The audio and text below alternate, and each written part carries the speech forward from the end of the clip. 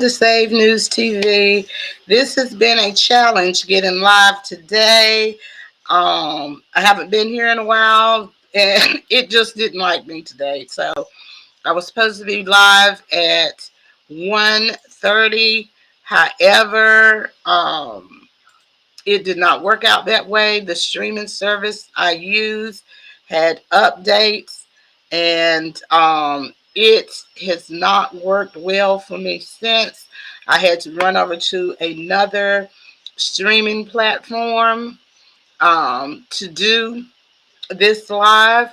We are talking about Donald Trump today. As many of you know, that he is being arraigned in Fulton County, Georgia. We also know that there is going to be a lot of coverage on that. We're trying to make sure we catch him live on that. So, also, we're going to be talking about BRICS. BRICS is going on, and as many, I hope people know exactly what BRICS is. So, I want to go over a little bit about it as we watch. Let me see if I can even share my screen with this particular service. Okay, yeah, I can. Um, Share my screen. And we're going to watch a little bit of the BRICS and see exactly what's going on. I want you all to know I just popped up here. Let us share my screen with this. Pretty much all of them work the same. Okay, I said share screen. It didn't want to do it.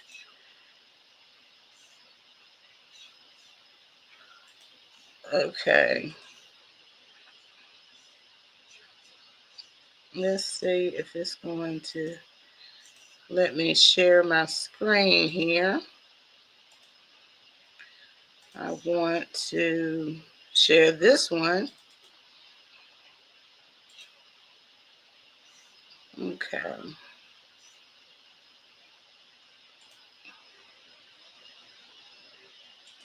Y'all be patient with me. I haven't used this service, and I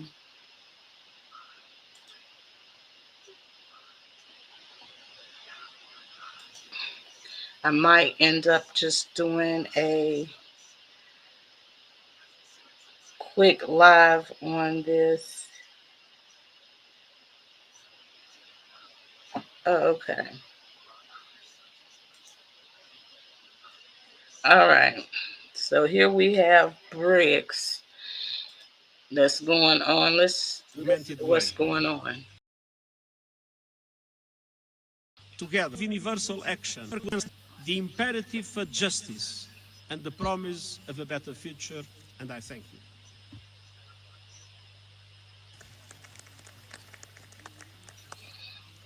As many of you know, there's going to be a financial situation with BRICS Your uniting. Excellencies, there are almost 65 of us. And this forum has been designed so that everyone should be able to make a statement.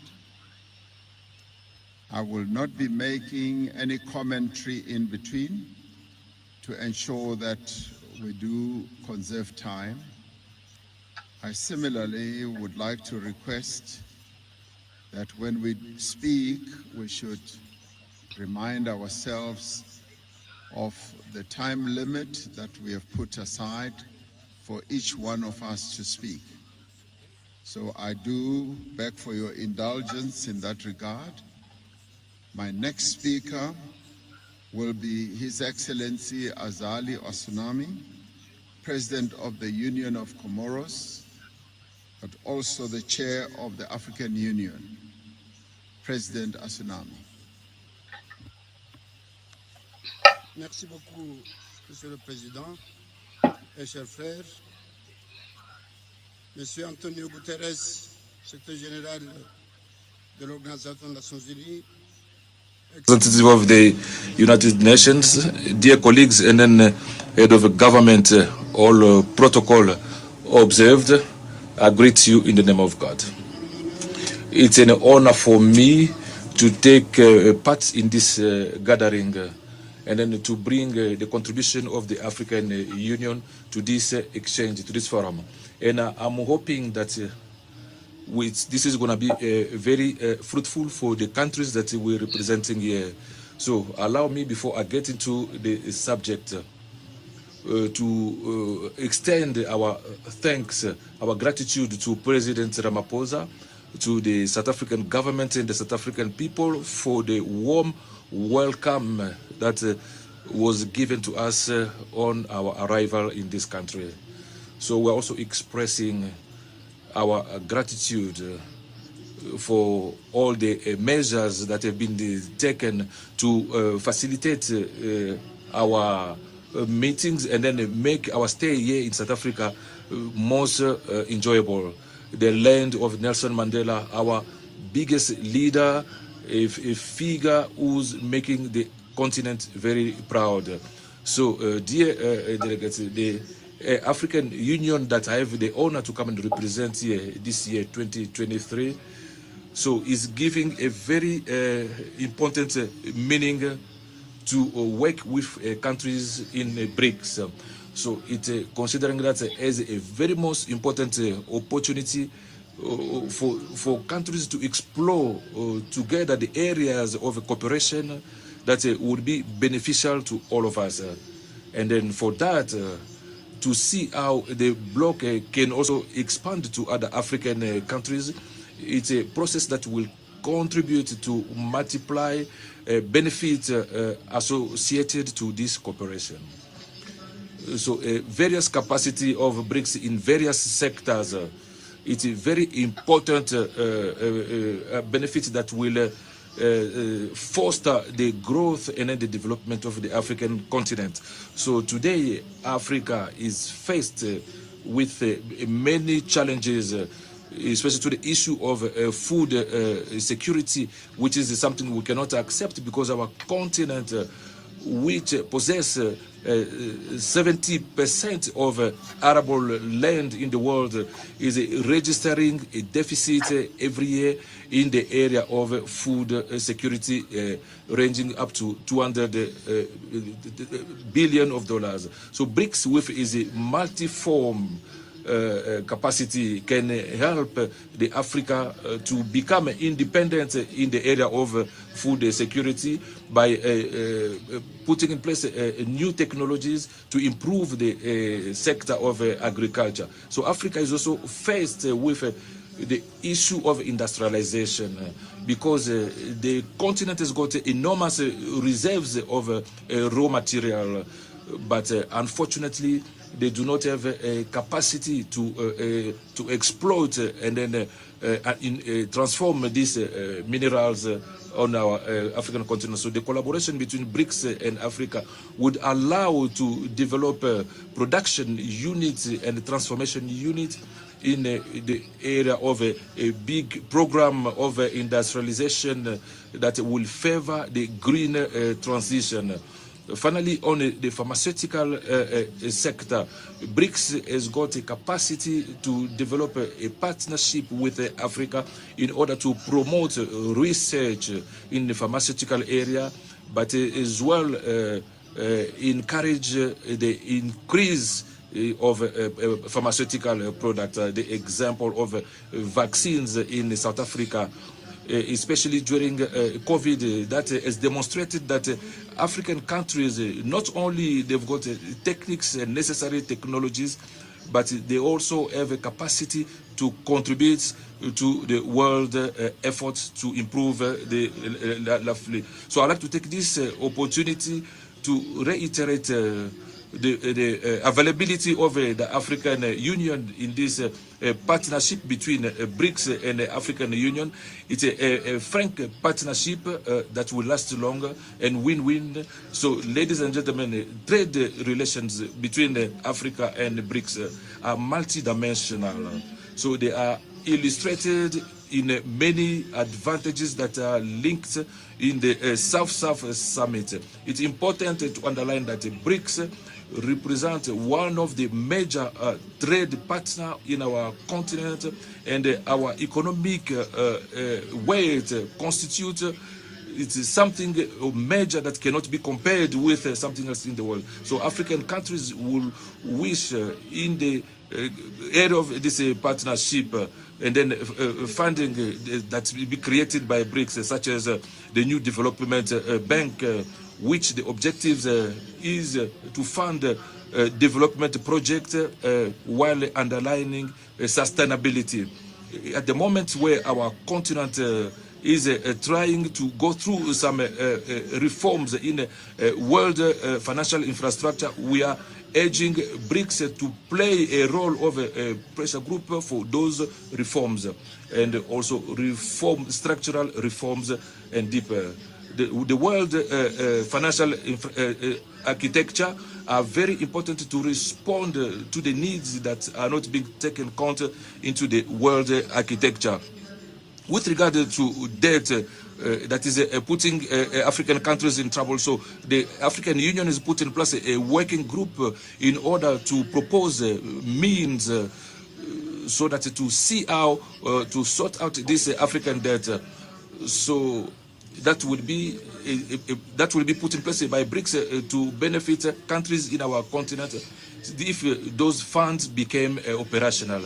In fact, this would allow African countries to access loans with better conditions of repayment, which will be advantageous for countries that are facing prohibitive cost to the world financial market. Beyond all this, so that is linking the two parties, our continent is the potential to offer to BRICS benefit of opportunities, especially in the area of geopolitics, economics, security, and cultural sector. It's the case of the free trade area that are offering to the countries of BRICS unique opportunities to reinvigorate their effort to foster trade relations with emerging and developing countries.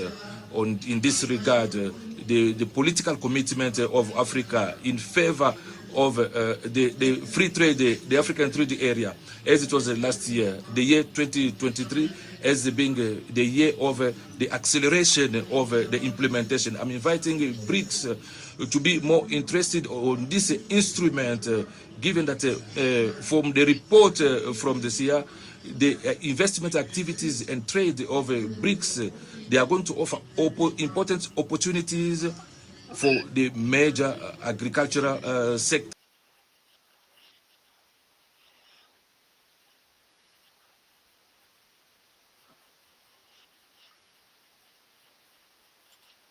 Yes, we are definitely. Let's see, I guess I can only share one screen at a time.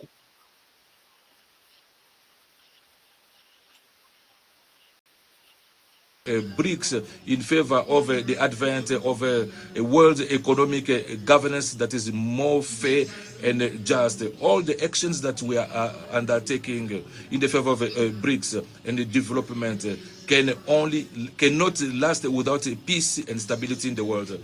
So I would also like to draw our attention on the agency so that we can seek together means to try and put an end to conflict in Africa, in particular for all extremism, the change of unconstitutional change, the peace and stability and prosperity of our continent. So we also need to continue to encourage Russia and Ukraine to put an end to war that is opposing them, given that consequences of this war is not only affecting Europe, but is also affecting the world in general. So, ladies and gentlemen, opportunities given to us today to put together our effort to continue to make this world more just and prosperous by working together in synergy to build new partnership, frank and then balance based on complementarity and not on a form of dependence. And only with that we can constitute a very important force in the world scene, so that we can deal with challenges that our countries are facing, and then to reach a peace, stability, and economic growth. Thank you. Merci.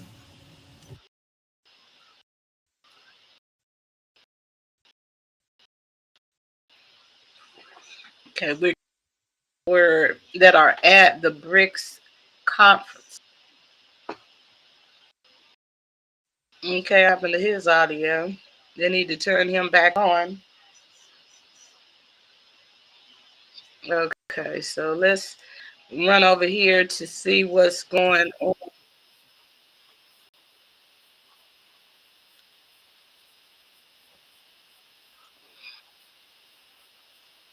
Hmm.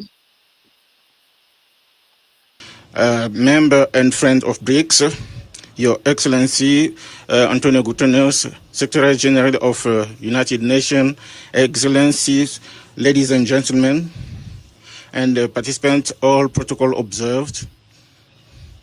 I render grace, I say grace to God who has all gathered us in this space in Johannesburg. Allow me to express my deepest gratitude to the government and to the South African people for having invited my government. The theme with the impulsion of Africa at the center of exchange, as well have for the warm welcome to my and my delegation. Excellence, ladies and gentlemen, this summit comes at a particular moment. The world is experiencing an economic crisis, geopolitical and security as well. This summit offers an supported by there are many friends to think of the collective response with the challenges that we are faced with by putting in place donc a principle of mutual respect, equality, solidarity, and then openness and then inclusivity. As opposed to what others can think, I consider that the coalition with BRICS it's a way to fast track the common project and then to expand the circle of friends and also members. Though this coalition is there to create an order in diversity in order to face world challenges of the moment. Burundi is subscribing to the main conclusions that came out on sectorial meetings aiming in the promotion of South-South cooperation, the mutual partnership with Africa in a Okay, so we're going to come back to the BRICS conference. Summit. Excuse me. We're going to look and see what's going on at the Fulton County courthouse. There is absolutely nothing but cars coming in, but I also want to make sure that I show you all there's just cars coming in. So we're going to add this to our stream so you'll be able to see this. And we don't know, no news outlet knows exactly what time Trump is anticipated on coming into Fulton County. We know that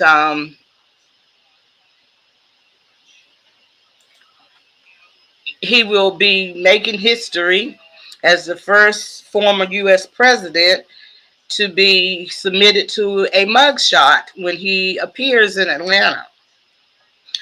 These are he's facing criminal charges for trying to overturn the 2020 elections, defeat in Georgia. He has already admitted that he is not guilty. He's played, I'm not guilty, that he did absolutely nothing wrong. And we are now seeing this in real time.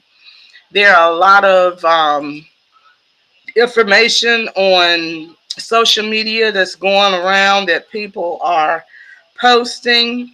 A lot of people feel that Trump's indictments are politically motivated.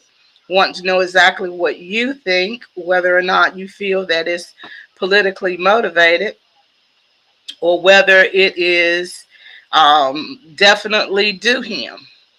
So tell us what you think. Last night was the political debates, the Republican Party debates. And of course, Donald Trump did not come. He had an interview with a pre-recorded interview with Tucker Carlson. And a lot of people are saying that Trump did not go, but he won the debate. We,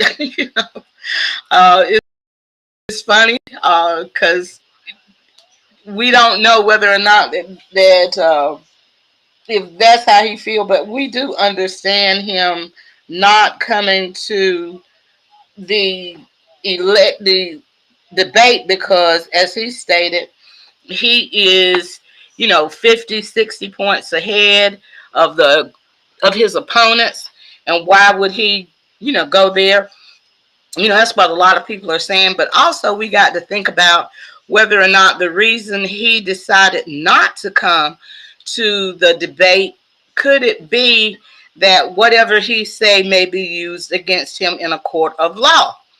And that's one thing that we can surmise, that the questions that he might have been asked, he might have incriminated himself, and his attorneys advised against him going to the Republican debate last night. There were several people on stage, as you know. Who is your favorite? And do you think that the Milwaukee debate was a good one? And let's see. There was some. Let's see if we can pull up. If he,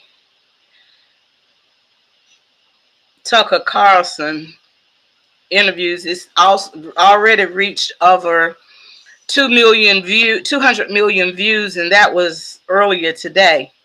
So he that was a groundbreaking, and I'm sure that it overshadowed the debate and got more views than the actual debate. So let's see if we can get some of this Tucker Carlson interview on. See if we can get some of this Tucker Carlson interview on here, because we don't want to be hit with no copyright strikes while we wait to see if Trump is going to be coming up. So let's pull up this Tucker Carlson interview, and we can comment at the same time and watch it, part of it from last night, in the event that you missed it. Okay. So let me get on stage, okay? So this was a Tucker Carlson interview, due to copyright and everything like that. We will be moving, stopping and starting and everything like that. So let's get to this interview.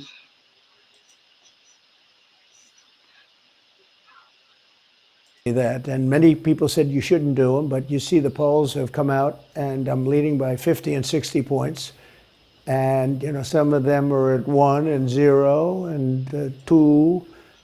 And I'm saying, do I sit there for an hour or 2 hours, whatever it's going to be, and get harassed by people that shouldn't even be running for president? Should I be doing that? I'm going to be And speeding a this network up. that isn't particularly friendly to me, frankly. You know, they were backing Ron DeSanctimonious like crazy, and now they've given up on him. I mean, it's a lost cause. We're It reminded me very copyright much of act. 2016. You know, in 2016, I went through the same stuff and had to fight them all the way, and then they became very friendly after I won, or just about when I was winning.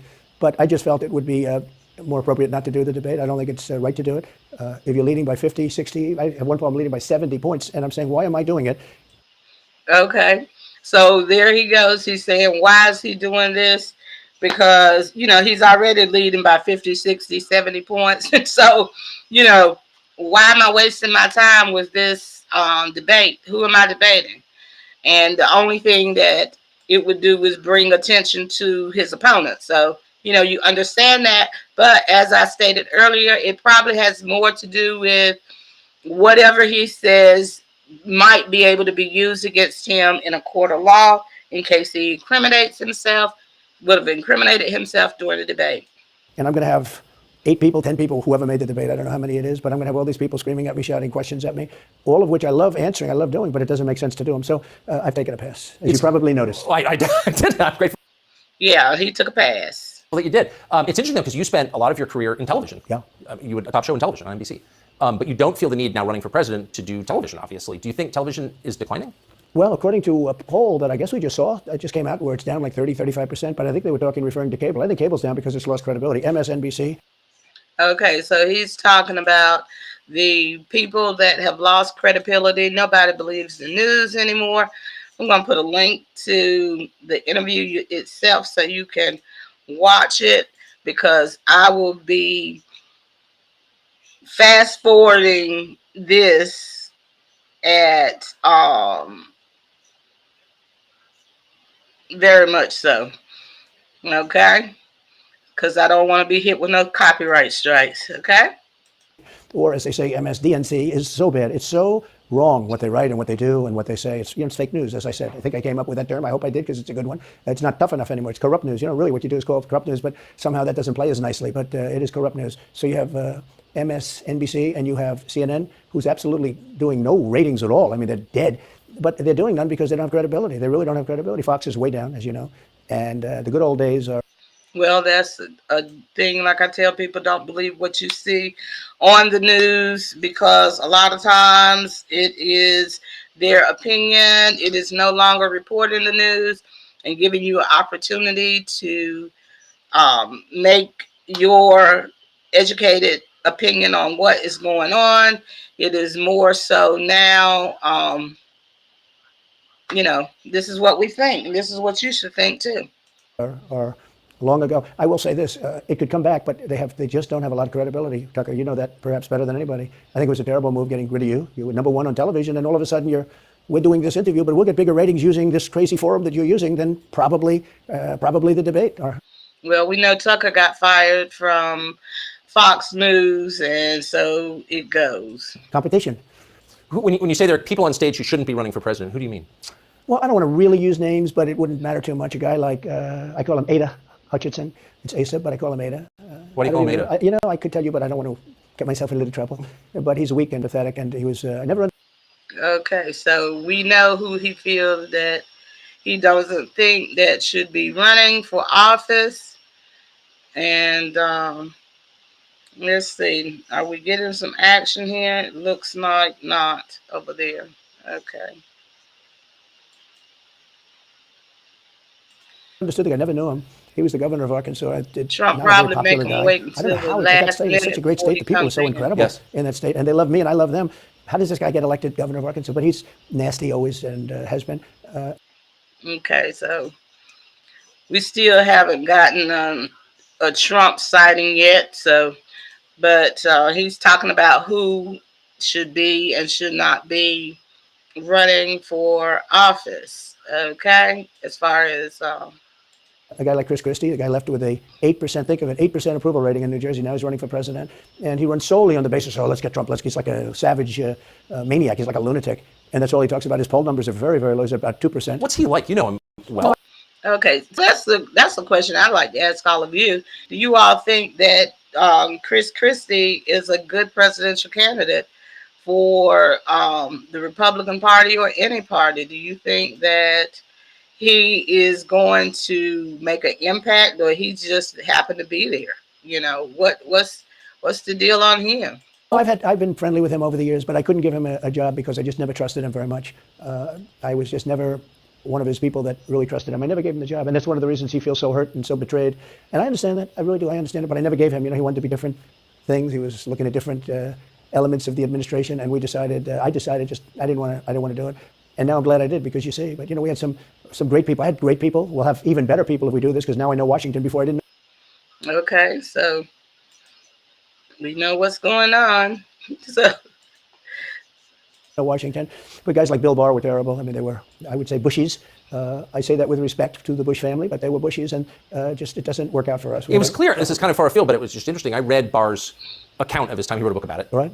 Well, we know that also that there will be a definite cameras into the courtrooms when this case goes to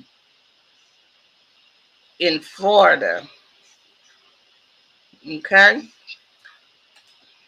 Back to the interview. His autobiography, and in it he lies about Jeffrey Epstein's death. Clearly lies. Do you think Epstein killed himself sincerely?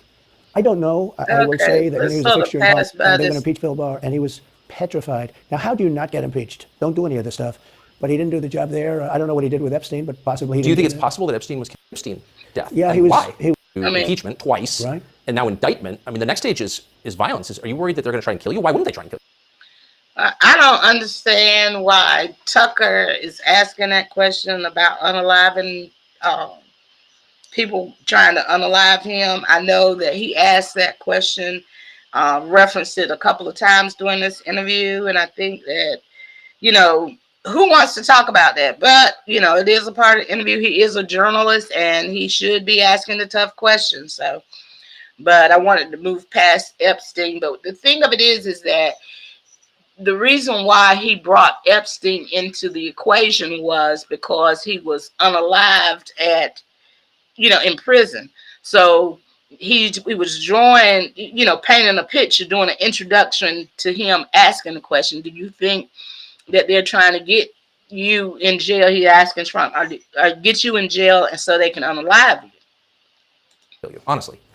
They're savage animals. They are people that are sick, really sick. You have great people in the Democrat Party. You have great people that are Democrats. Most of the people in our country are fantastic, and I'm representing everybody. I'm not just Republicans or conservatives. I represent everybody. I'm the president of everybody. But I've seen what they do. I've seen the lengths that they go to. When they make up the Russia, when that's exposed and they go down, and Barr should have gone after them, and other people should have gone after them. And they did very late, because the Durham report came out. It was... Okay, now he's talking about the indictment to be much later, that there was no collusion or whatever. But okay, let's get on back.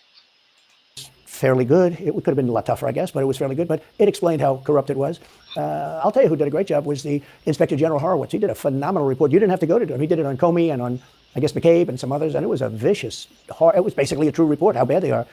But these people are sick people. These are people that I think they hate our country. You want to know the truth. When you see open borders, when you see these policies that they have, and so many other things, it's so sad to see. You know, we have a country that's very fragile right now. I've never seen, I will say, look, I ran in 16, which was 15, but I ran in 16, election in 16, and there was tremendous spirit. And as you know, he became president of the United States in 2016. He ran and he prevailed. And he's not giving up. He said he's running again. He's continually running, and that he will not be not running. These charges are not going to stop him. In 20, there was even more spirit. We got millions and millions more votes. You know, it wasn't even a contest. People said, well, what do you think of 20? I said, we did much better. We did. You got to base it on the number of votes. We got many more votes in 20 than we did in 16. But the election was rigged. It was a rigged election. And with COVID, they used COVID to cheat in a lot of different things, and we have so much on it. It's like so easy. And see, notice that, you know, he's still repeating the election was rigged in this interview the day before, you know, his indictment. And again, Whether they use this against him in a court of law, we don't know. We will see. But we had judges that didn't want to look. We had people didn't want to get involved. They called you, she's a conspiracy theorist if you say anything about the election. But I have never seen spirit like there is right now. Even coming down here, just the people on the road that are just absolutely going crazy. And the reason is, I think they love my policies. I hope they, a lot of people say they don't like my I think they like me. But I have never The crookedness, and he also brought this thing up, especially the points of Hunter, and that the Biden family received $300 million worth of funds from China. All of this during the 2016 debates.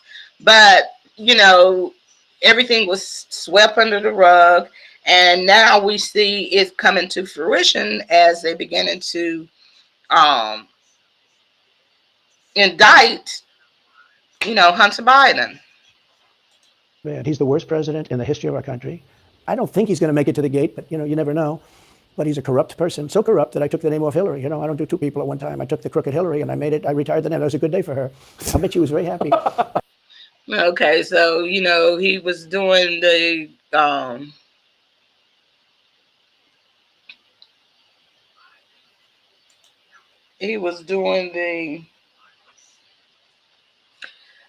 crooked Hillary, lock her up. It's amazing whether or not some people are saying it's karma, and that now, he went on a rampage with lock her up, that now he is being locked up and it's his karma. What do you all think? And I used it for Joe because it's crooked Joe. But Joe is really... But you don't think he's going to make it to November of 2024? Well, I think he's worse mentally than he is physically. And physically, he's not exactly a triathlete or any kind of an athlete. You look at him, he can't walk to the helicopter. He walks, he can't lift his feet out of the grass. It's only 2 inches at the White House, right? It's not a lot. But you watch him, and it looks like he's walking on toothpicks. So, and then you see him on the beach where he can't lift a chair. This... Well, that's, like Trump, hate Trump, love Trump. You have to say that is a point that Biden does have an issue with maneuvering. Chairs are meant to be light, right? They're like 2 ounces. You lift them up. He can't lift the chair. He can't walk to the chair. And I don't know what they're doing with this beach is seeming to play a big role. But okay, let's ask the beach thing. It really wasn't important. Thousands of people are. Can you imagine you're in an apartment house and rockets are going into that building and blowing it up and knocking it down? And who can? Why should anything? Why should anybody? Human beings, is a human, whether they're Russian or Ukrainian or whatever they are, it's got to be stopped, and it can't be stopped very easily. It would have never started if I were president. It would have never started. Okay, now we got a lot of people saying that they believe that if Donald Trump had been president, that the situation in Ukraine would have never started. What are your beliefs and thoughts on that? Do you think the war in Ukraine would have started if Trump was in office? Okay, have no idea. So back to Biden, I'm interested. So you think he's failing? He obviously is failing. I think it's clear to everybody. But that would make Kamala Harris the candidate? Well, not really. I mean, I guess they'd have maybe a free... Well, now, Donald, you know how the government works. If they impeach Biden, or if they, if he stepped down or whatever, that would make Kamala Harris the president, because she is the vice president. And after her, the Speaker of the House would come.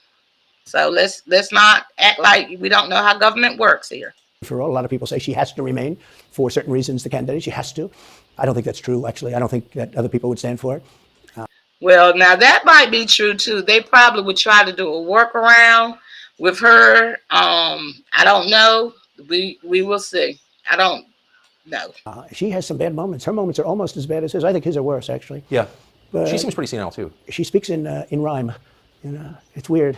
It's weird. But she has bad moments. And in rhyme? Well, the way she talks, the bus will go here and then the bus will go there, because that's what buses do. And it's weird. The whole thing is weird. This is not a president of the United States future.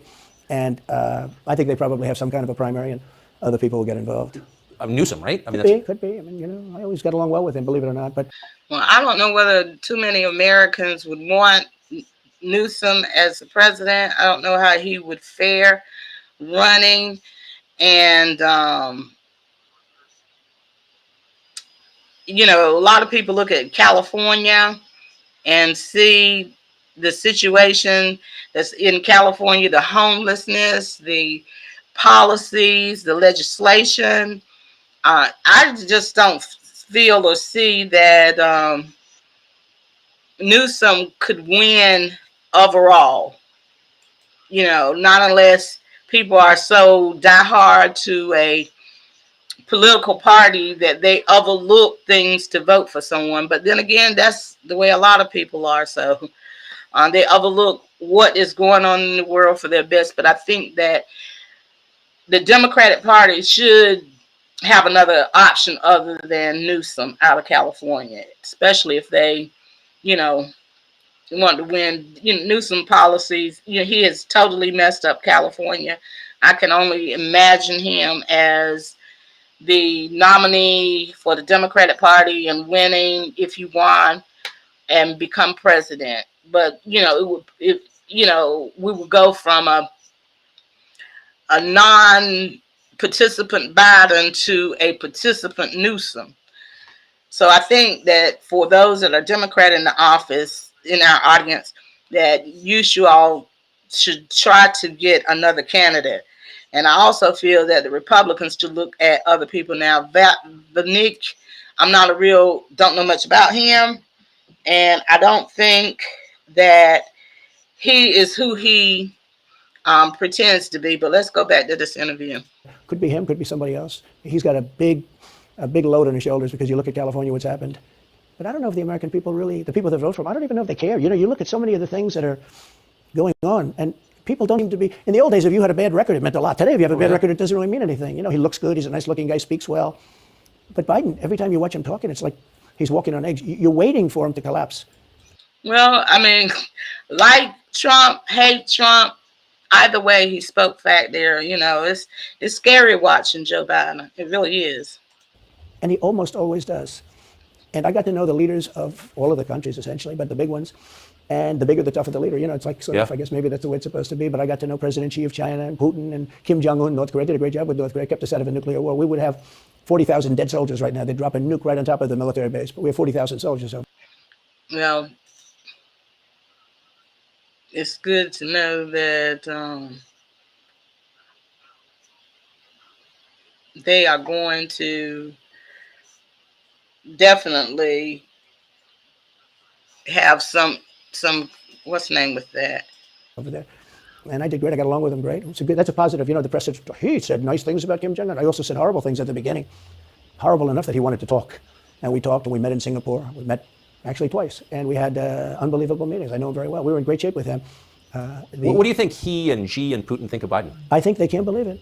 I think they probably say this is some kind of a system. They had great respect for our country. They respected me. They had great respect. Well, I do have to agree with that. The world, the United States have become the laughingstock of developed countries now. And like I said, the mainstream media is not going to share that information with you all. But these world leaders have zero respect for Biden. I mean, absolutely none. They don't respect him at all.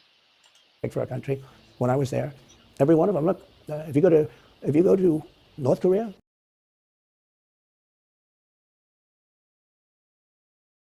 you take a look. We are going to let the Olympics proceed. This is North Korea. I said, you should go into the Olympics. Put your athletes in. It wasn't like they were big on athletes because famine. But they went in. And they actually participated. And within about 2 days, the entire thing was sold out. And if it wasn't me, that would have never happened. But I got along very well with him, and that's a positive thing. He does have massive nuclear power, by the way. Yes. And that's one thing that, we were also talking about BRICS and Russia, China, South Africa, many other African nations, India, Saudi, and a lot of these countries are coming together, and the American dollar is going to mean zero because of the fact that they're basing it off gold. They are tired of the United States system. So the United States and Europe, we're in trouble here because as BRICS implement their new monetary system, then It's going to be very different. I don't know how much they're going to let the United States in, but basing your dollar on petroleum is not the way. And they are going to gold. But anyway, let's get back to this interview. And if Hillary would have gotten in, or if the Obama thought process continued, it would have been a nuclear war, absolutely, with North Korea. He was expecting to go into a war, and it would have been a nuclear war. So do you think the rest of the world looks on at Biden and thinks someone else has got to be running the government? Well, somebody else has to be. I don't think he's capable of doing anything. Look. Okay, now that is the point of the day. Who actually is running this country? Who do you feel is running this country? Well, do you really think that Joe Biden is running this country, that he's making the decisions? When you look at him, when you hear him, when he falls asleep, what do you think? What do you think? Well, we know that also the cameras was approved for the indictment, but do you really believe that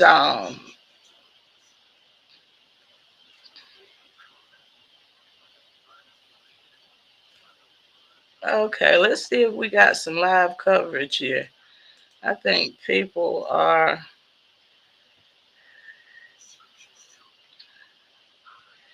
putting some information in here.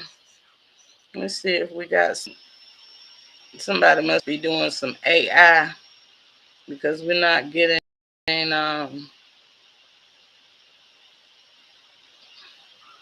we're just getting it outside, the news coverage outside. But Twitter is messing up, man. They not messing up, but they are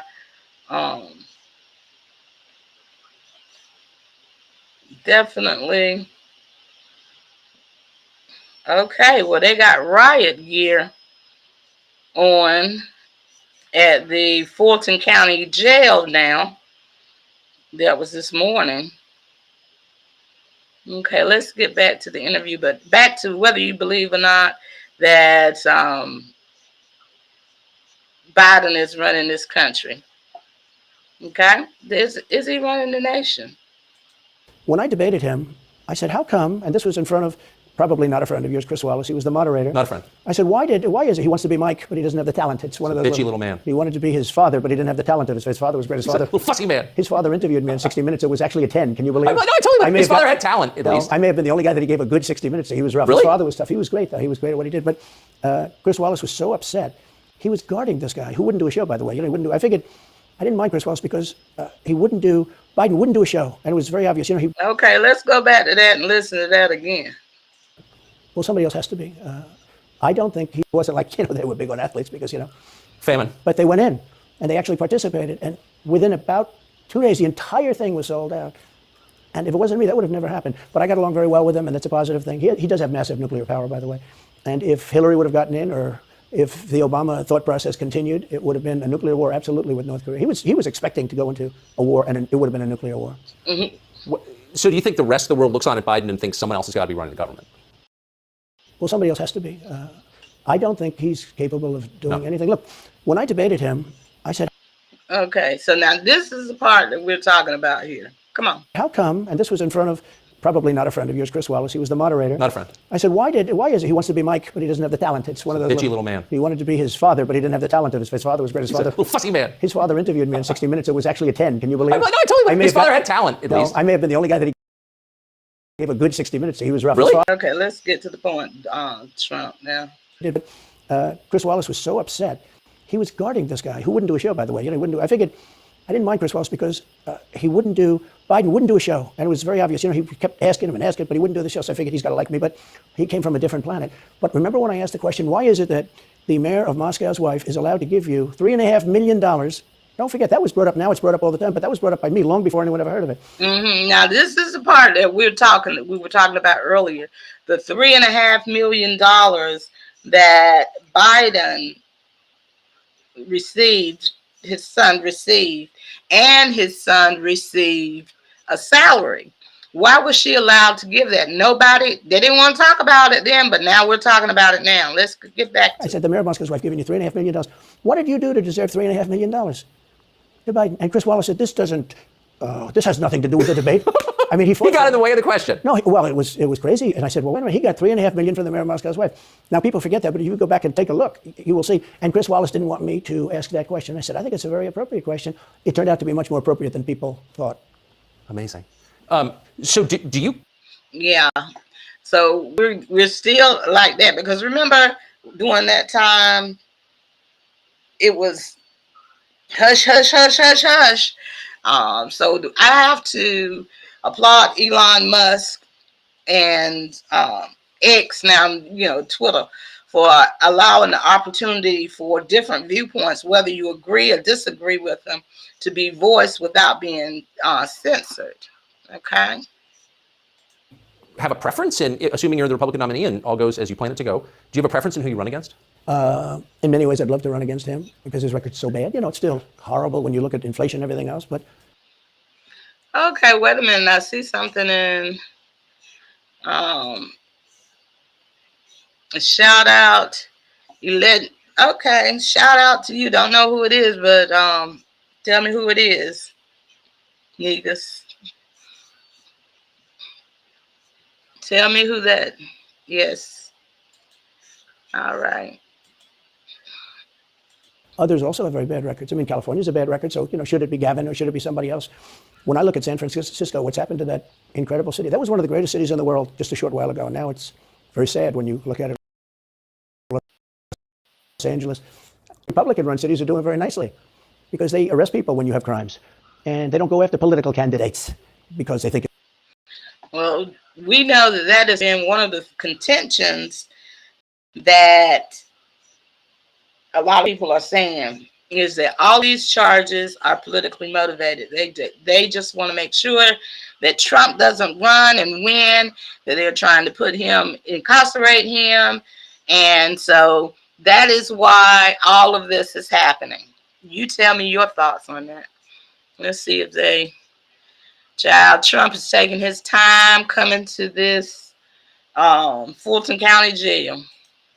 It's good, I mean, it's been amazing. My poll numbers are the highest I've ever had, but because people understand it. Can I just ask you? That gets back to my original question. So if the protest didn't work, you got elected anyway. Yeah. Obviously, indictment is not working. Your poll numbers go up. When they raided Mar-a-Lago in August of last year, your numbers went up.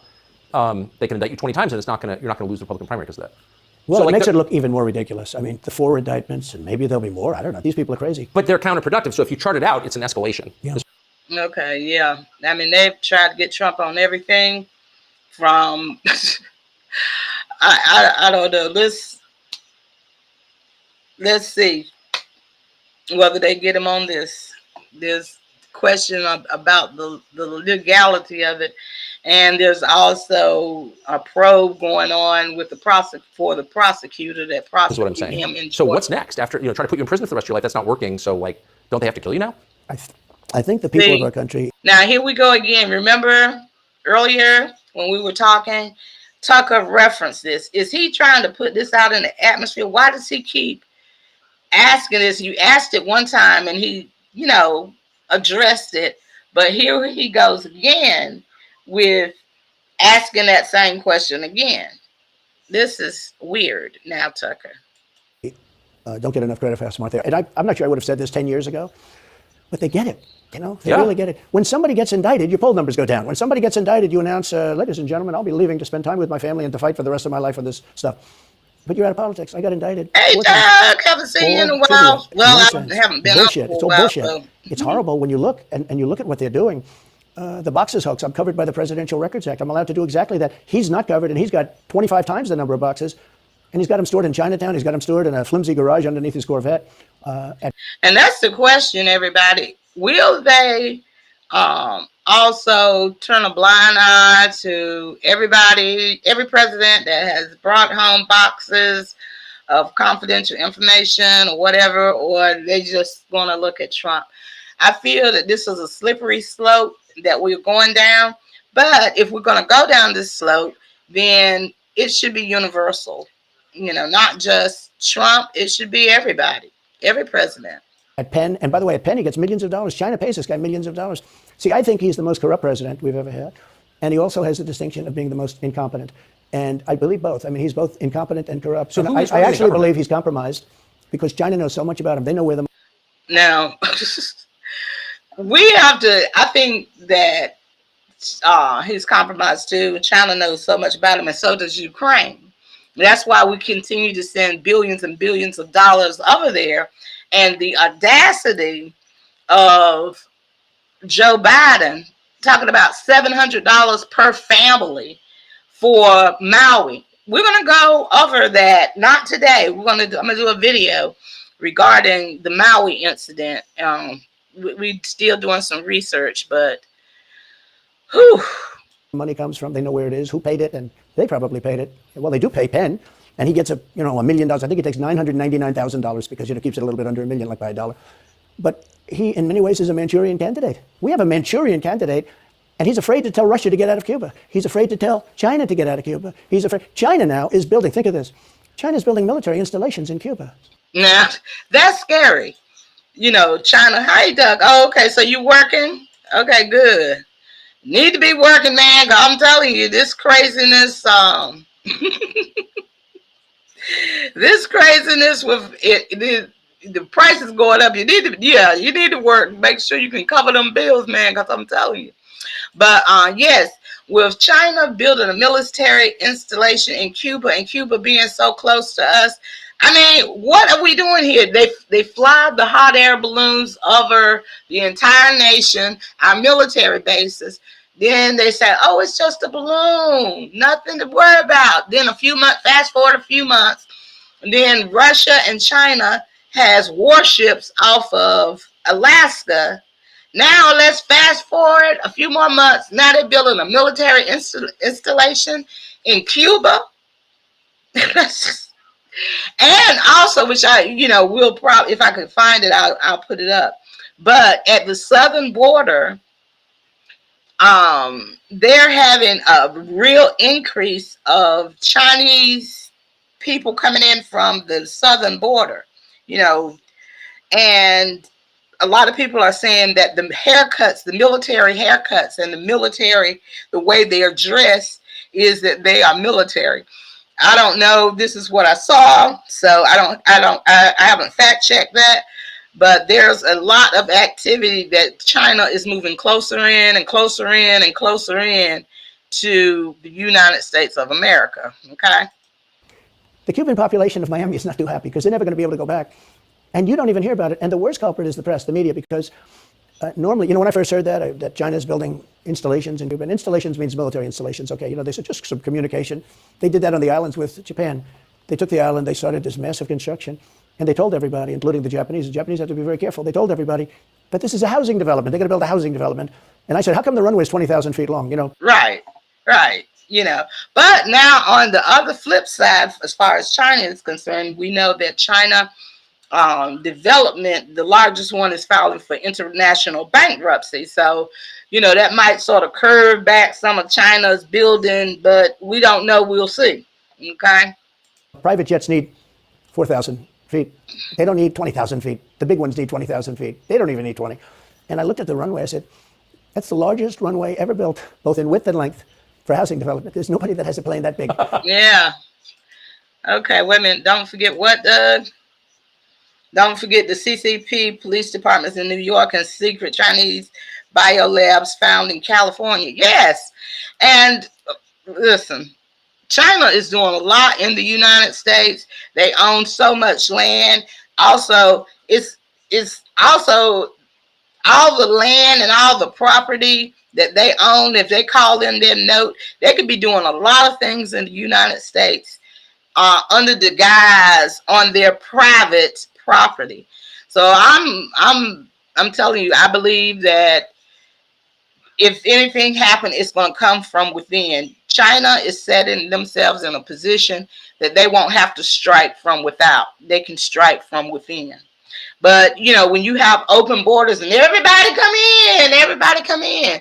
And unfortunately, the misconception is a lot of people think that it's just Mexicans that's coming across the border or whatever. No, these are people from all around the world that hate us, that are illegally entering this country that hate us, and they can be doing anything, but we're busy housing them. I'm sure we're not housing them because I'm sure they have a destination that they want to reach because they have an agenda. But we're busy housing a bunch of people, and we, the American veterans, citizens, are being put out, inconvenienced, not being taken care of. And again, back to the audacity of the $700 per family, not per household for Maui. But you send billions of it to Ukraine. Don't let me go there, y'all. Let me get back to this video. That you would have a runway that's Why is for China testing. allowed to conduct imperialism sphere? Well, yeah, and it's far beyond Cuba. It's all over South America. Yeah, in the Caribbean. So we built a thing called the Panama Canal. We lost 35,000 people to the mosquito, malaria. Yeah. We lost 35,000 people. Now we're going to talk about the mosquitoes. There's going to be a lot of stuff. Yes. Oh, you're learning Mandarin. Okay, great. Yes. But we're going to talk about the mosquito release and the latest ones that was been released with the malaria showing up in the United States, killing people after decades of no cases of malaria. All of a sudden, we now have malaria in the United States of America. I mean, come on, people. Come on, people. What is going on here? We know who is doing this. We lost 35,000 people because of the mosquito. Vicious. They had to build under nets. It was one of the true great wonders of the world. As he said, one of the 9 wonders of the world. No, it was one of the 7. It happened a little while ago, He says 9 wonders of the world. You couldn't make 9 wonders. He would have been better off if he stuck with the 9 and just said, yeah, I think it's 9. But this is one of the true 7 wonders of the world. And you take a look at the Panama Canal. It was such an incredible engineering marvel. We sold it under Jimmy Carter. We sold it to Panama for $1. He be dragging people. Okay. The following day, they quadrupled the amount of money the ships had to pay to get across. They didn't lose one ship. And now they've made it much bigger, and now they've widened it. They've doubled it, right? They've more than doubled it. And it's one of the most profitable things. Any time, it's just incredible, right? We give it away for $1. China now controls it. They actually control the Panama Canal. They run it, they control it. And we shouldn't let that happen. And we can't let China be in Cuba. And they'll get out. If I'm president, they'll get out. Because I had a very good relationship with President Xi, but he respected this country. He respected me. Well, now we'll see about whether China going to give up that Panama Canal in Cuba. Now, I don't know about that, Trump. Yes. Bill Gates, most definitely. I think he is one of the most dangerous people in the world. He not only to the United States of America and their citizens, but the world, because he's in every country, dibbling and dabbling with stuff. Yes. And he'll get out. And we can't let them run the Panama Canal. We built the Panama Canal. Should have never been given to Panama. We should have had it. But we gave it for $1. Think of it. They quadrupled. In one day, they lifted the fees, which are, pretty big, for these massive ships to go through, right? Rather than going around the Cape and through all the tremendous storms, such beauty, it's beautiful stuff. But you didn't want to get caught in those storms. Those were storms that wiped out the biggest ships. And we go through the Panama Canal, we built it, and we gave it away for $1. Think of that. How stupid are we? Well, now we have to look at the history of Panama and the Panama Canal. It's not like, we definitely didn't do our dirt to get it. Okay. So we see a camera setting up for. We have done the stupidest things in this country. Trump. And now we have a president that can't put 2 sentences together. There's been cameras all day, but. I don't think he gets to the starting gate, but these people do miracles. I mean, he ran out of his basement, and you got away with that. Because of COVID, so smart, but they're fascists, they're radical left lunatics, and they're destroying. Again, like I said, he did what he did as far as not going to the debate, but he has to be careful with everything he say because anything he say, probably they're going to use it against him or try to use it against him.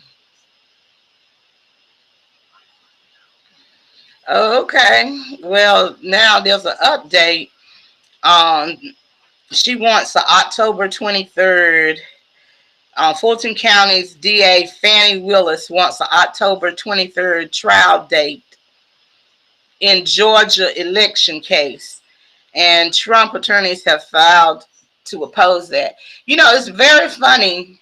If this isn't politically motivated, like I said, love Trump, hate Trump, but we have to look at facts here.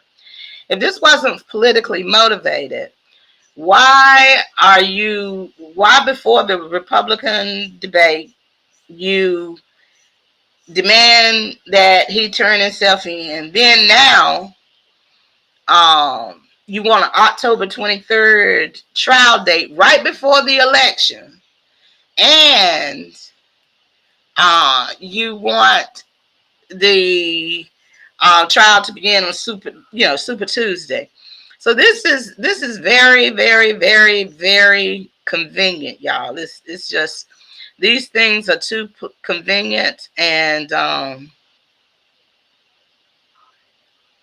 it's just very too convenient. It's too convenient. Like I said, love him or hate him, we have to really acknowledge that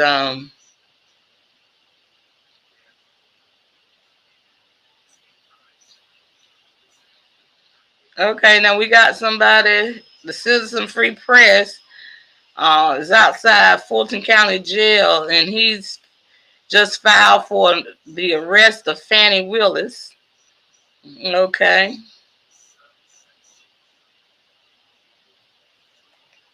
We're still waiting to see if Trump is arriving yet, but he has not arrived. So let's get back to the all-electric cars and the windmills all over the place, which, by the way, don't work, and they're most of them made in China. Thank you, Doug. You're so sweet but to you me. look at what's happening to our country. Even no voter ID. I mean, why don't they want voter ID? There's only one reason they don't want voter ID, because they want to cheat. I mean, who doesn't want? You know, the Democrat convention, the last one, they had voter ID that was this big. It looked like a prison card, this big on their chest. You walked in, they had your picture, your this, your fingerprint, they had everything. The most incredible voter ID I've ever seen.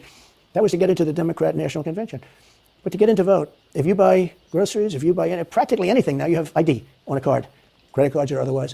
But don't you think it's racist to have to show your ID? Well, they probably. Okay, now I'm going to say this, because I was at an event the other week, and we had local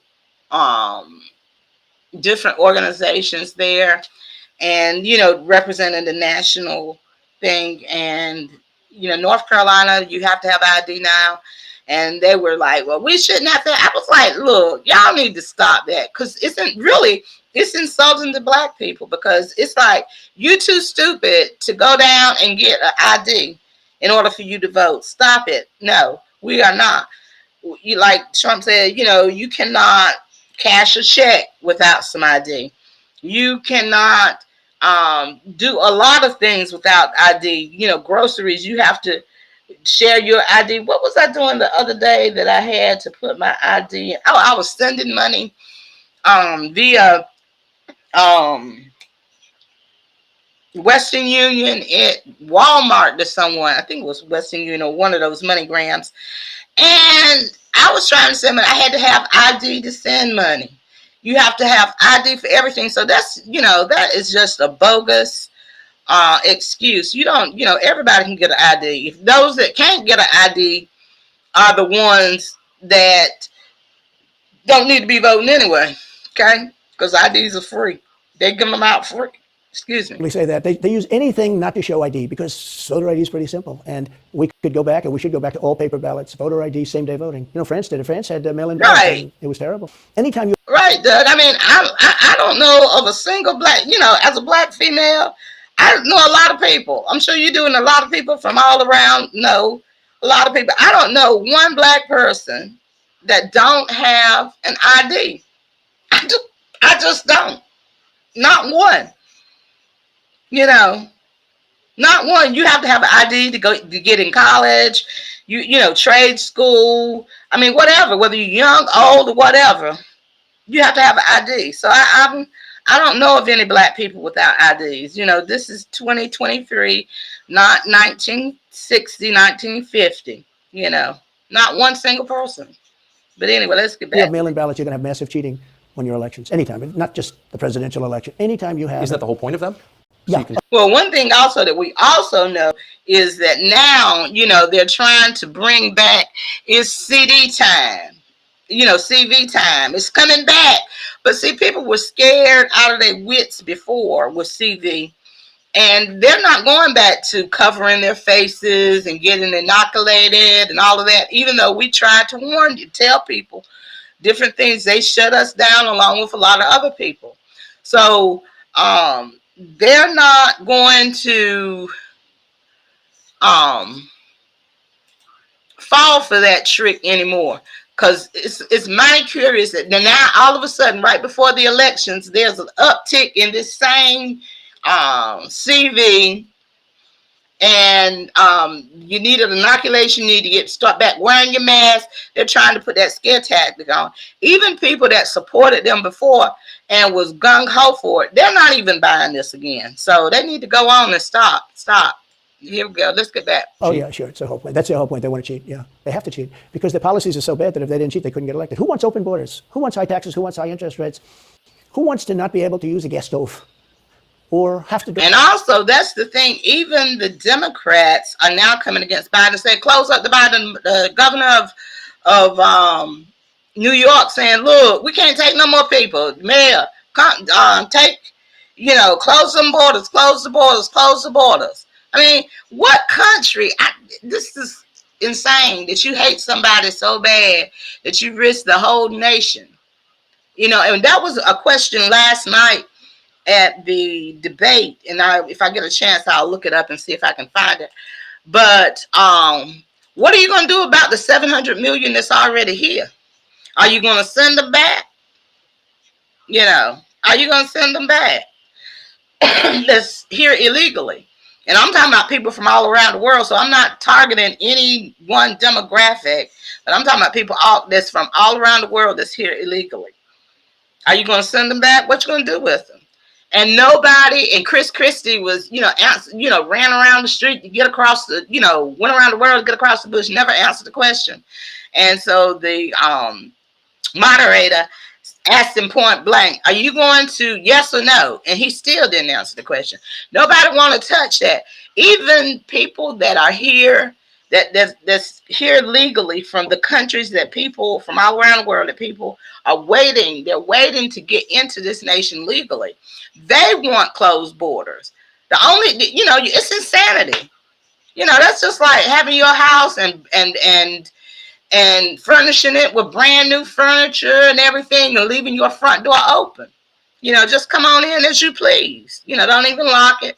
Screen door wide open. Just come on in and take what you want. Crazy. Drive an electric car, which, But, I meant to say this, but they got fences around their houses. You have a 4-hour drive, but the car only goes an hour and a half, so you have to charge it. The happiest moment for somebody in an electric car is the first 10 minutes. In other words, you get it charged, and now for 10 minutes. The unhappiest part is the next hour because you're petrified that you're not going to be finding another charger. People. Oh, yeah. Oh, yeah. Everybody is. I mean, I go on different sites on both sides of the aisle. Nobody believes this. And also, yes, they're banking on people not being threatened for this wave. But I'm telling you, I think they're going to have a very hard time, even people that agree with them before, getting people to go for masking up, vaccinating up, inoculating up, being quarantined again. It's going to be a hard sell. It's going to be a hard sell to the American people.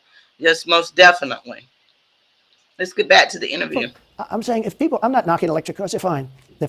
But if people want to buy a gasoline car or a hybrids are pretty good actually, but they should be allowed to buy. They don't want to do any of this. So right now, California's in a big brownout because their grid is a disaster. The grid all over the. Right. Now, how are you going to have all electric and you can't even supply enough power to what you have, the houses and everything else, but you all are having rolling blackouts.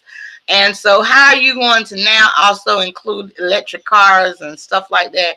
It is all setting us up for this, 15-minute city. We're going to do a video on that.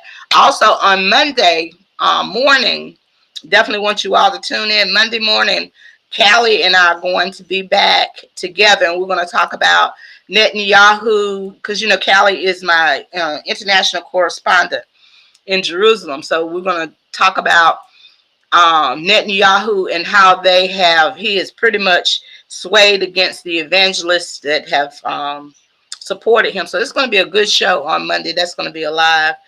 But anyway, let's get back to this. Sort of a disaster, but the grid in California. And yet they want to have it in a very short period of time. Millions and millions of cars going off that grid, essentially. It doesn't work. So plug your car into a grid that's failing. You should be able to buy an electric car. You know, electric cars could be fine if you drive short distances and you want to have, you know, whatever, and you have plug-ins everywhere you go. They could be fine. But you got to have gasoline cars. You got to have everything. Let people buy everything. Now there's the new thing is right. You know, that's the thing, and I agree with Trump on this.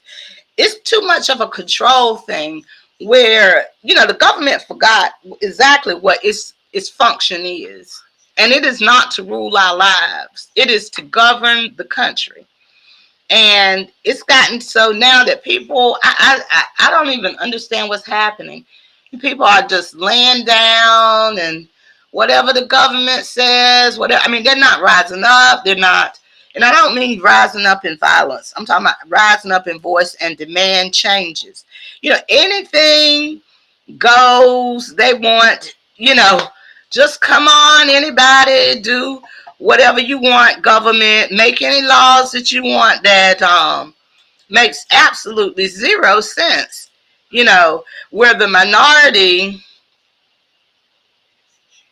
ideals ruling the majority.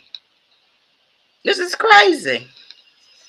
You know, the minority ideas ruling the majority. Most people aren't in favor of high taxes. The few that want high taxes, okay, we're gonna say we're gonna have high taxes, so we're gonna spend this. Yeah, it's, you know, regardless of what the issue is in America, you know, normally people think majority rule, but it's not majority rule in America no more. It's minority rule. You know, it's crazy. It's crazy.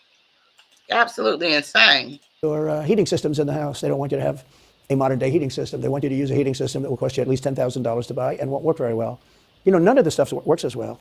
One of the things I did with EPA is you have states, many states, most of the states have so much water. You know, it comes out of heaven, right? The water pours down and you have it. It's there. It's got to go wherever it goes, into the oceans, whatever. It's not like a big problem. Now, in some states, they have a problem. You know, you have some desert areas and all, and for that, it's okay. But they have sinks where no water comes out. You turn it on, no water comes out. No water comes out of the shower. No water is allowed to go into the washing machine for your dishes or for your clothing or what.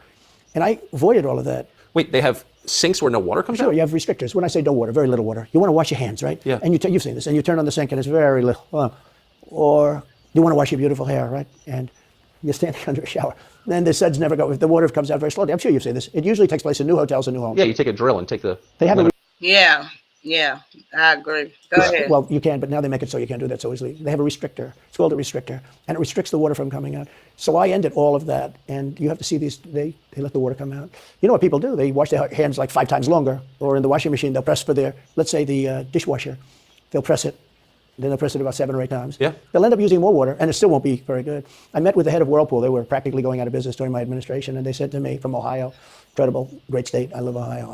And the government won't let us use water in our machines. I mean, he shows me like a quarter of a bottle of water. That's supposed to be washing clothing. And I freed it all up, and I put tariffs on these countries that were selling and machines coming into the country. You could say that they do things that are not very... So how do you, that's my question, how do you, if you get elected again, go back to Washington, how do you keep the agencies under control? How do you keep FBI and CIA specifically under control? The way you do it, like I fired Comey, that was a big deal. You know, a lot of people said, and I fired him very early. Somebody said, oh, I wish you would have fired him. There's a real question about firing him anyway. You understand, because, you know, when they have a 10... Yeah, and that's the other part. There are 3 branches of government, not 4.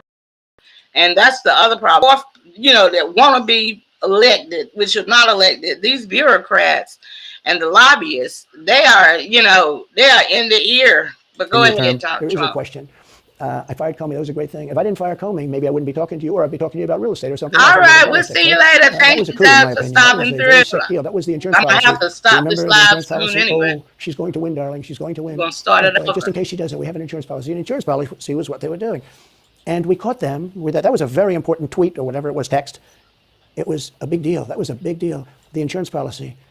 She's going to win 100 million to 1. Now, that's not good odds. At least they gave me 1, right? 100 million to 1. But just in case she doesn't win, we have an insurance policy. And everybody said, that's strange. That's strange. But we caught all that because I fired Comey. Yeah. You know. So, yeah. He fired Comey. Wow. Because when I fired Comey, it was like throwing a rock into a hornet's nest, into a nest of bees, and the place went crazy. So when you were president, are you confident that you knew everything, say, CIA was doing around the world? No, I'm not. It's a very interesting group of people. I had very good relationships, I thought, but I was a little surprised when I got out that things go on. Look, it's What were you surprised by? I was surprised. I think at some of the people. I was surprised that there was. I had a group of people. Look, we killed many using the CIA. I have to say this, very bad actors. We were very good at it.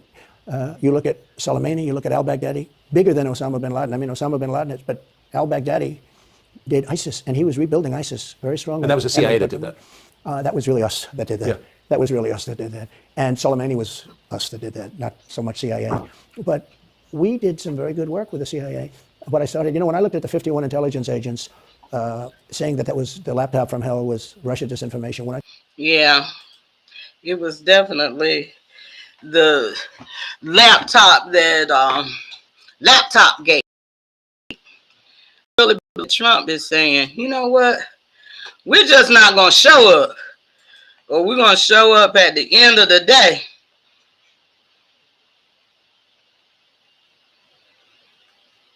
Let's see. I took a look at that. I said, that's a horrible thing. They knew it wasn't. They knew it was not. And by the way, you're talking about cheating on the election. McLaughlin and Fabrizio, great pollsters, they said a thing like that plus other things meant anywhere from 10 to 17% of the vote would change. Whatever happened to Mike Pence? You've always been nice to Pence. I've never heard you criticize Pence. You've defended him in public many times. He's out there attacking you. What is that? So Mike wants to run for president. You got to understand, in my opinion, Mike Pence had the absolute right to send the votes back to the legislatures. The Democrats and everybody said, you don't have the right. In other words, what I said, is he a human conveyor belt? You mean if he finds fraud in Pennsylvania, in Georgia, in any of these states, Arizona, he has to send them to Mitch McConnell, right? That's right, sir. Well, if he finds fraud, he has to? Yes, sir. I said, so he's a conveyor belt. Boom, put him in. I said, I don't agree with that. And we had some lawyers, not all, we had some lawyers that said, no, you do have the right to send them back to the legislatures to be rechecked. Because if you look at what went on in Wisconsin, who, by the way, now agree with me, Wisconsin has been virtually, other than the fact they're not allowed to do anything statutorily, but Wisconsin has been, what they found is incredible. See, this is why it was good that he did not go to the debate, because like I said, it could have easily been a question of him incriminating himself. I don't know. I just don't know, Trump. You need to release this. Stick to the issues that's going forward. That's important to the election. Won Wisconsin, but Mike Pence had the right, in my opinion, to send him back. Do you ever talk to him now? No, I haven't spoken to him in a long time. I was very disappointed in him. I didn't want to do what Thomas Jefferson did. Thomas Jefferson, it was Georgia, and it was hear ye, hear ye, the great state of Georgia is not capable or allowed to tabulate their votes. And Thomas Jefferson, who was the vice president, said, is Georgia sure that they cannot tabulate their votes? Georgia is sure. He didn't send it back and have them redo it. He said, we will keep the votes of the great state of Georgia for Thomas Jefferson and his president. I didn't ask him for that. Could have done that too, but I didn't. I thought that would be very well. I asked him to send him back to his legislature, to the legislatures, in Wisconsin, let's say. Now, this is going to be interesting, especially since he's talking about Georgia and this particular situation and what went down. How is this going to play out with this particular case that he's being indicted on? But why didn't he? I mean, you worked together for 4 years. You're the president. He's VP. You say you're aligned on everything. I think he got very bad advice. I really do. Now, let me tell you what happened. I sat there with a few people. I think his lawyer was in the room too. His lawyer was very much against it. There were other lawyers that felt you could do it. It was one of those things that I think you could have done it. I think you can always do something if you see fraud or if you see problems. But it's very interesting. So after the election was over, the rhinos got together with the Democrats and they redid the election, so you couldn't do it anymore. So then I called the people. I said, so in other words, you're saying I was right. You could do it. Yes, you could do it. In other words, they took the Voting Act and they redid it. So the vice president no longer has the power to do what I said he could do. So when that happened, I said, wow. And you'd look some of these Democrats in the eye and they say, he has absolutely no right to do it. And immediately after the election, they met rhinos, you name them all, and Democrats, and they approved legislation that takes away the right of the vice president to do it. So I said, so you're saying I was right. The vice president did have the right to do it, and they said, yes, he did. So Wow. One thing about I'll just say wow. I'll just say wow. I'll just say wow on this. Definitely. Wow. You're saying they stole it from you last time. Why wouldn't they do the same this time? Oh, well, they'll try. They're going to be trying, yeah. And not only me. Look, DeSantis is out. I think he's gone. So he was at a level. People have figured him out. He's gone. But if somebody else got in, other than me, they'll go at him just as viciously as they did me. These people are sick. They will go after them. And a lot of people say they won't be able to hold up. I do get credit for holding up quite well, I must tell you. I think it's... How do you do that? How do you get indicted, every week and stay cheerful? I think it's a lot easier because I'm so high in the polls, because it means the people get it. Well, one thing about it, I tell you, honey, Trump just need to hire a staff, send everybody to college to be attorneys, because he is being indicted quite a bit here. It's like every Democratic state is coming after him. It's crazy. Taxpayer dollar, crime high, but they running after them. Okay. The people see it's a fraud. The people see it. Like this horrible district attorney from just a little while ago, from essentially Atlanta, that's Fulton County. She said, basically, I don't have any right to challenge an election. Well, what about Stacey Abrams? What about Hillary Clinton? What about all of these Democrats that are still challenging my election? The same people that are saying he's challenging an election challenged my election.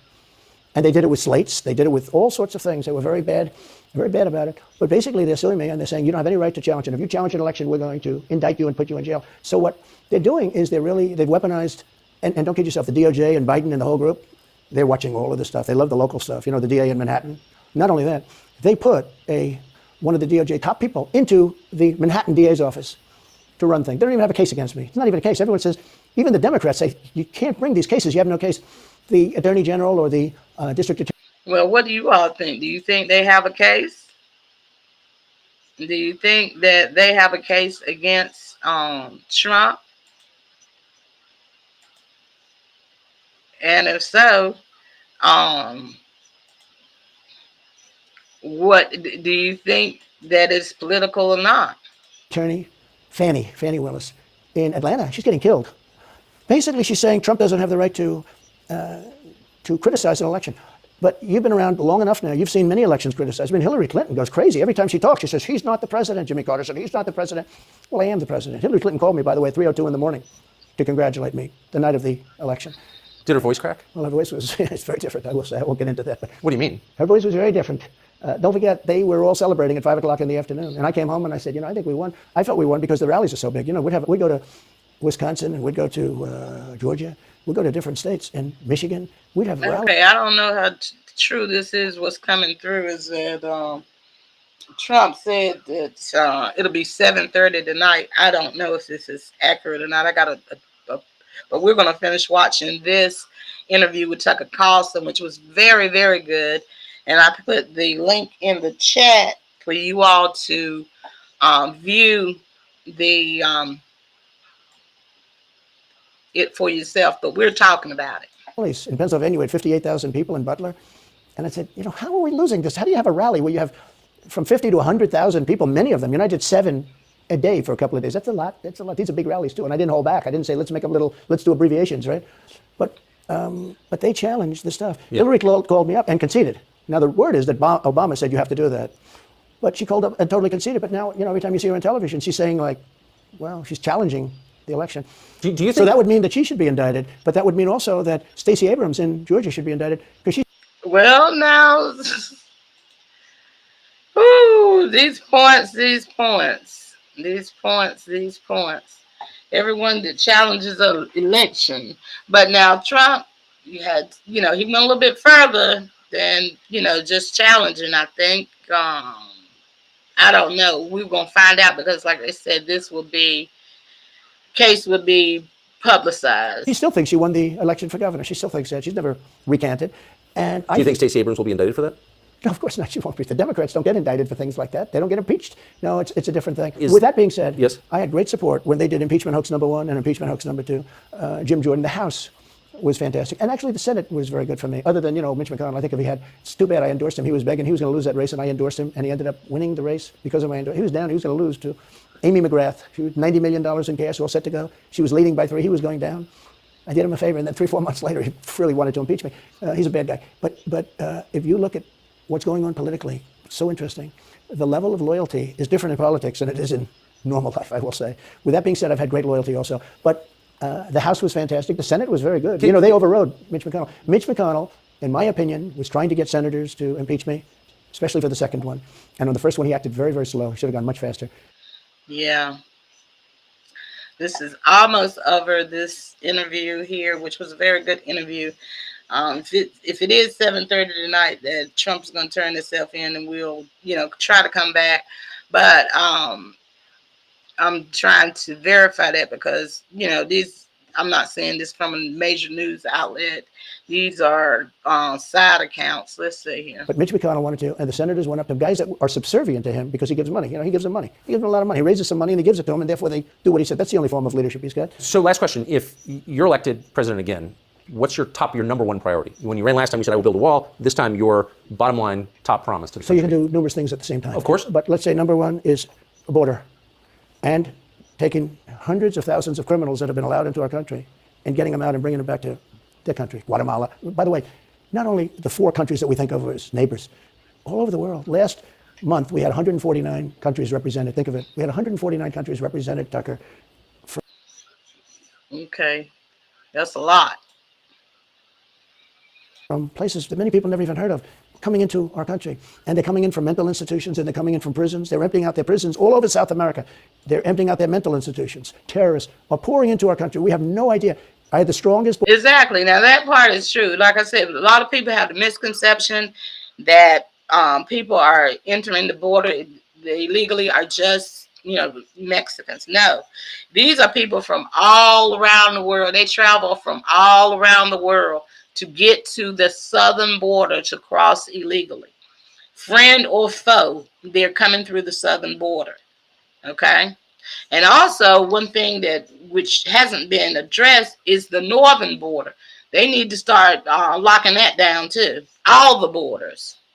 Border in the history of our country. And I built almost 500 miles of wall. They like to say, oh, was it less? No. I built 500 miles. In fact, if you check with the authorities on the border, we built almost 500 miles of wall. And I had another 200 that I was going to build. It's like water. It seeks. And we're going to build another 200. We built it. It was all set to go. All they had to do was install it. It would have taken 3 weeks. And that's when I found out. I said, I think these people actually want open borders. The first thing I would do would be I would seal up the border good and tight, except for people that want to come in legally. Do you think we're moving? Right. And I agree with that. I think that America should open its arms to anyone in the world that can come here legally. That's the word, legally. But everybody else that's not here legally, the borders need to be secured and they need to be sent back. Come here legally, and nobody has a problem. At least I don't. I can only speak for me. Towards civil war? There's tremendous passion and there's tremendous love. January 6th was a very interesting day because they don't report it properly. I believe it was the largest crowd I've ever spoken before. And some of the crowds I've spoken before. And like July 4th on the mall, I think they had 1 million people there. But I think that the biggest crowd I've ever spoken before was on January 6th. And people that were in that crowd, a very, very small group of people. And we said patriotically and peacefully and patriotically, right? Nobody ever says that. Go peacefully and patriotically. But people that were in that crowd that day. Well, I'm going to let you tell it, Trump.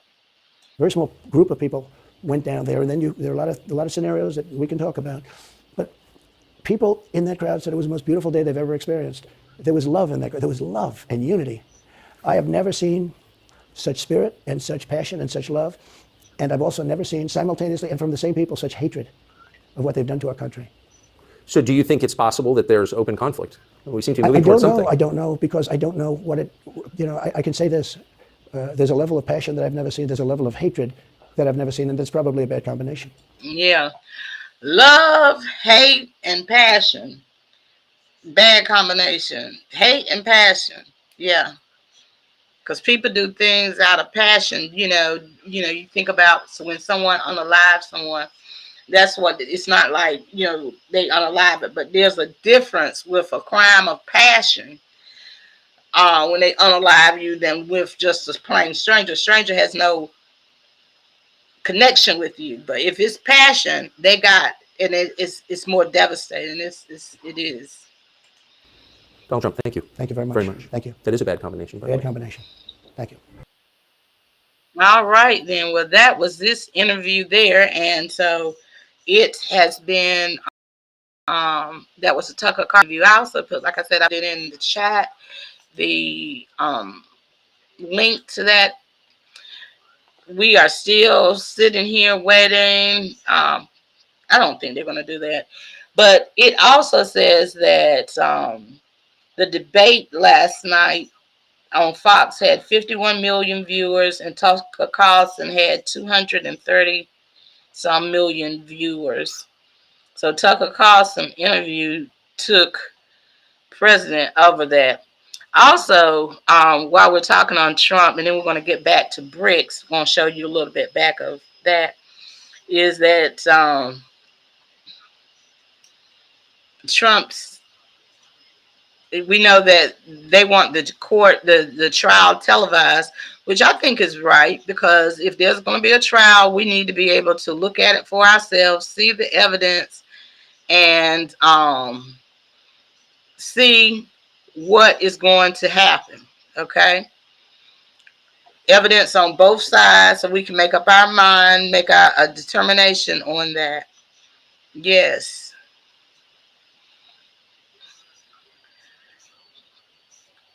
So currently there's 231 million views. I really believe, and we're going to cover the trial. We'll be live every day, but there are going to be, it's going to break the internet. It really is. It really is going to break the internet. But also wanted to talk to you all also before I go, which we're going to stay here for a while. We're going to come back, try to find out. What I'm trying to do is find out what time Trump is going to be at the, everything is updated. Like I said, no major news sources. Nobody knows what time. Okay, wait a minute. All right, so I'm beginning to believe the 7:30, because the Federal Aviation Administration has ordered that the airspace over the jail be closed beginning at 6:45 p.m. That's Eastern Standard Time. So, and this is the other thing. How are they going to house, because you got to have security for, Atlanta can't afford this. It'll take up their whole budget to house Trump. It's going to have to let the other criminals out, or the people that's been arrested out of jail, because security got to be top notch. It's crazy, it's insane, but we're going to see. But anyway, everybody, like I said, Reuters are reporting that the airspace over the jail would be closed beginning at 6:45 p.m. Eastern Standard Time. And so sometime after that, after it's closed, that's when Trump is going to come in. And so I'm thinking about 7:30, as they said it'll be. So we'll come back, go get you some food, go get you a snack, and enjoy. We are going to go get us a snack, because I haven't eaten today. But again, we'll be back at 7:30. We'll probably try to come back around 7:15. If they're closing the airspace at 6:45, the plane, the plane has to land and all of this. But just watch our page, turn on your notifications, like, share, and subscribe. And we'll get back to this later today. Thank you all for tuning in, and we'll see you later this evening. Bye.